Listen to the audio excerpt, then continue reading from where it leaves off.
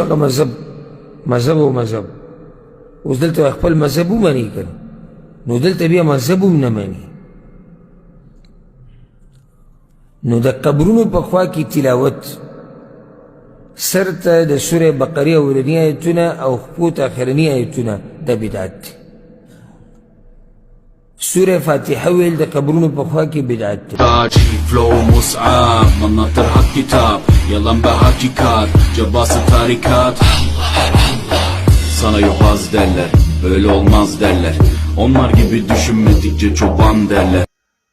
बिस्मिल्लाहिर्रहमानिर्रहीम. तासो कतल मोहतरम मुसलमानانو چې دغه سړی ابو حسان بیا یو فیرا زمونږه په مذهب باندې په مذهب حنفي باندې او زمونږ په امامونه نعمان ابن ثابت الکوفی رضی الله عنه باندې یو دروغ وویل، یو تهمت یې پې ولګو، یو بهتان یې پې ولګو.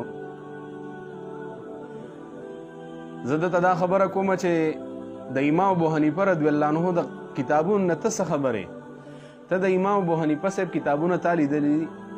تا د فقه کتابونه کتلي دي چې ته په امام ابو حنیفه صاحب باندې دروغ وایې چې دا مذهب د هغه دی چې د قبر په خوا کې دا تلاوت نشته دی.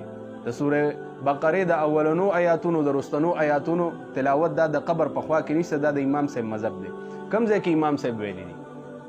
دا امام صاحب هغه حواله لږه به بیان کړی و چې امام صاحب په دې ځای کې ویلي دي. او زه د خپلو وروڼو ته وایم چې دا ویډیو دونه شیر کړي چې دته ورسیږي چې د آینده دپاره د امام ابو حنیفه صاحب نوم دا وانخلي، په دې ګنده خوله باندې د امام صاحب نوم وانلي. ته په امام ابو حنیفه صاحب باندې تهمت لګې، ته په هغه باندې چې کوم دی دروغ وایې چې دا د امام صاحب مذهب دی چې د قبر خوا کې تلاوت نشته او د صحیح حدیث نه دا ثابت نری. نن به زه تا ته وښیم، دا زما په لاس کې رد المختار علی در المختار جلد نمبر 3 او صفحه نمبر 149 نمبر صفحه ده. دلته کې حدیث مبارک روړي. د ابو داود شریف حدیث ته په باب الاستغفار عند القبر للمیت او حدیث نمبر 3221 نمبر حدیث ته. دلته حدیث مبارک روړي، فرمایي کان النبی صلی الله علیه وسلم اذا فرغ من دفن المیت وقف على قبره. کله به حضور سرور کائنات فارغ شو د میت د دفن کولو نه، نو بیا به په قبر باندې ودرېدو. وقال او به فرمایل استغفروا لاخیکم، خپل ورور د پاره بخنه وغواړئ. واسألوا الله له التثبیت، د دې خپل ورور د پاره د الله نه د تثبیت د ثابت قدمه سوال وکړي. فانه الان يسأل، ځکه اوس پر دنه تپوس کیږي.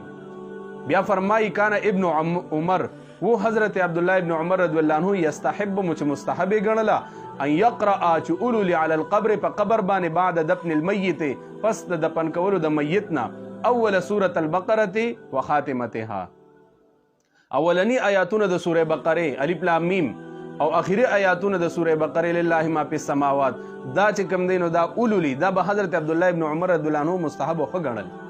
څنګه دروغ وي په امام مناسب باندې او په اصحاب باندې او په حضور سرور کائنات باندې چته دا کار نه دی کړی.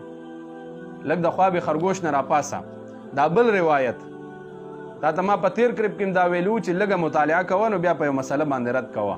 ته چې په مسله باندې رد کړې نو تا سره مطالعه نه خو د ځان نه ول رابغې چې دا پلانکی ویلی دي. په امام ابو حنیفه صاحب باندې تهمت ولګو، د امام ابو حنیفه صاحب باندې دروغ وویلو. د آینده د پاره کو چرتا په امام ابو حنیفه صاحب باندې دروغ وویل، زبستا اصل نسل استاد مشرانو، استاد ابن تیمیه او استاد عبدالوهاب نجدی او استاد ابن قیم او د دې خرافات پر وباسم د ټوله دنیا ته به خیم. دا به تو ویني.